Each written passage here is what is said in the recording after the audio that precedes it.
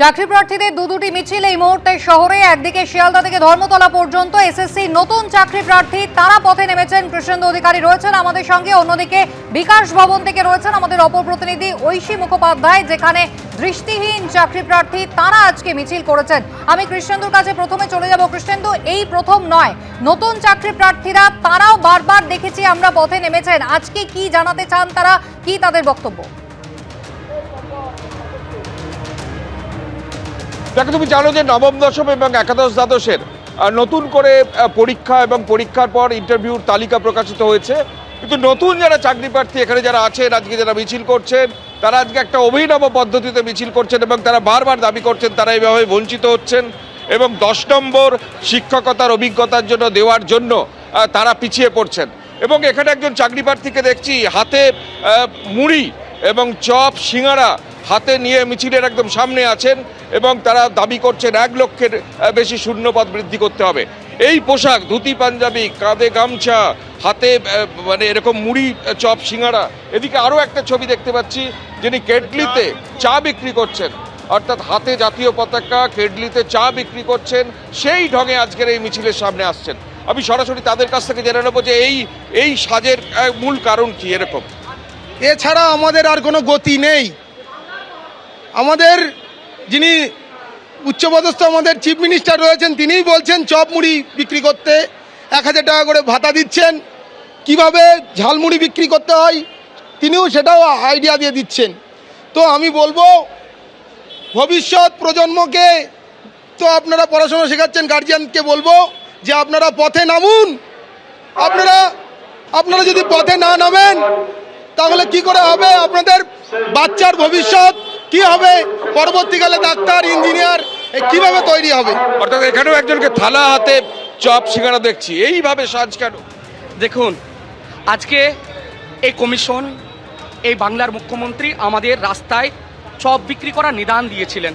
সেই নিদানকে দিদি বলেছিলেন আমার সঙ্গে কেউ খেলতে এসো না, আমার সঙ্গে কেউ খেলতে পারবে না। আমরা দিদির খেলায় হেরে গেছি। এই দিদির খেলায় হেরে যাওয়ার কারণে আজকে আমাদের দিদির কথাতে আমরা নতমস্তক করে আমরা মেনে নিয়ে কলকাতার রাজপথে আমরা এই চপ, এই সিঙ্গাড়া, এই বেগুনি আমরা বিক্রি করছি। আজ আমাদের উপায় নেই, বাড়িতে বৃদ্ধ বাবা মা রয়েছে। আপনাকে বলি, আমাদের এই হকের চাকরিটা নানা কৌশলে বিক্রি হয়ে গেছে। আপনি শুনলে অবাক হয়ে যাবেন। এই বাংলার মানুষ শুনুক, আজকে এই বাংলার মানুষ শুনুক কি করে চাকরিগুলো বিক্রি হয়েছে। আগে সাদা খাতায় চাকরি বিক্রি হয়েছিল, ওই মার ম্যানিপুলেট করে বিক্রি হয়েছিল।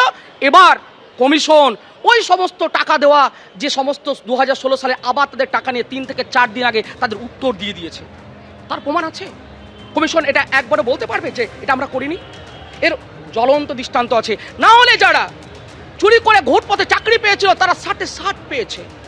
আমি শুধুমাত্র আন্দাজে ঢিল ছুটছি না, এর যথেষ্ট প্রমাণ আছে, আমি প্রমাণ সহ বলতে পারি। কিন্তু এবং দেখুন, তাহলে তাদের কাছে তো আমরা হেরে গেছি। এই হেরে যাওয়ার কারণে আমাদের আর কোনো উপায় নেই। তার জন্য আমরা এই চপ বিক্রি করছি, আমরা এই সিঙ্গাড়া বিক্রি করছি, আর বেগুনি বিক্রি করছি। বৃদ্ধ বাবা মায়ের মুখে আমাদের অন্নটা তুলে দিতে হবে। চপ সিঙ্গারা বেগুনি নয়, এখানে একটা চায়ের কেটলি দেখতে পাচ্ছি, একদম নতুন চায়ের কেটলি, সেখানে চা এইভাবে ঢালা হচ্ছে। এটাও কি ওরকম একটা পদ্ধতি? আমরা 10 বছর ধরে একটা এসএসসির জন্য অপেক্ষা করেছিলাম। এই কমিশন 10 নম্বর দিয়ে আমাদের বঞ্চিত করে দিল।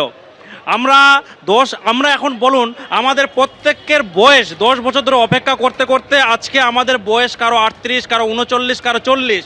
তাহলে আমরা তো আর পরীক্ষা দিতে পারবো না। পরীক্ষা না দেওয়া সত্ত্বেও আমাদের তো বেঁচে থাকতে হবে। বেঁচে থাকার জন্য, আজকে জীবন নির্বাহের জন্য আমরা কেউ চপ মুড়ি, কেউ আজকে চা কেটলি হাতে ধরে নিয়েছি, যে আমাদের জীবনের জন্য, বেঁচে থাকার জন্য আমরা নিয়েছি। এই কমিশন আমাদের 10 নম্বর ইন সার্ভিসদের দিয়ে আমাদের ফ্রেশার্সদের রীতিমতোভাবে বঞ্চিত করলো। আর আমাদের আজকে আপনি ধরুন, মাননীয় শিক্ষামন্ত্রী 2022 সালে বিধানসভায় বলেছিলেন মাধ্যমিক স্তরে 1,39,000 ভ্যাকেন্সি আছে। সেই জায়গায় তিনি যে ভ্যাকেন্সি 23,212টি ভ্যাকেন্সি করেছিলেন, সেখান থেকে 2 দিন আগে আরও 3টে সিট কমে গেছে। কি করে কমতে পারে? যেখানে লক্ষ লক্ষ ভ্যাকেন্সি, প্রতিটা স্কুল ফাঁকা, সেই জায়গায় ভ্যাকেন্সি কমছে। যেখানে শিক্ষামন্ত্রী বলছেন যে লক্ষ লক্ষ ভ্যাকেন্সি আছে, সেই জায়গায় ভ্যাকেন্সি কমছে। অর্থাৎ তারা এই যে ভ্যাকেন্সি হ্যাঁ। বা শূন্য পদ তারা বৃদ্ধির দাবিতে আজকে মিছিলে নেমেছেন। একেবারে এবং কৃষ্ণেন্দু, এটা- আমি তোমার কাছে আবারও ফিরবো। নতুন চাকরি প্রার্থী তারা কিন্তু ফের পথে নেমেছেন, হাতেই কিন্তু প্রতীকী চা, মুড়ি, চপ। মমতা বন্দ্যোপাধ্যায় তিনি এই পরামর্শ দিয়েছিলেন যে পথে চপ মুড়ি বিক্রি করতে পারেন, মাকে বলবেন বাড়ি থেকে একটু ঘুগনি বানিয়ে দেবে। ঠিক কি বলেছিলেন মমতা বন্দ্যোপাধ্যায়, দেখুন। স্বপ্ন দেখতে শিখুন। আমি যখন বলি অনেকে আমাকে খেপায় যে আমি কেন চায়ের কথা বলি। প্রধানমন্ত্রী যখন বললাম চায় বেচতেতে, তখন তো তুমি কিছু বলো না। আমি যদি বলি ভাই যখন কিছু নেই 1000 টাকা নাও, দুটো চায়ের কেটলি কেনো, ঘর থেকে কিছু চা কিনে তৈরি করো, আর বিস্কুট নাও, নাও বউকে দিয়ে ঘুগনি তৈরি করে আনো, দেখো প্ল্যাটফর্মে গিয়ে দাঁড়াও, বাস স্ট্যান্ডে গিয়ে দাঁড়াও, এই টাকা তোমার কত দিনে কত টাকায় দাঁড়ায়। কোনো কাজ ছোট নয়, সব কাজই বড়। এবিপি আনন্দ, এগিয়ে থাকে, এগিয়ে রাখে।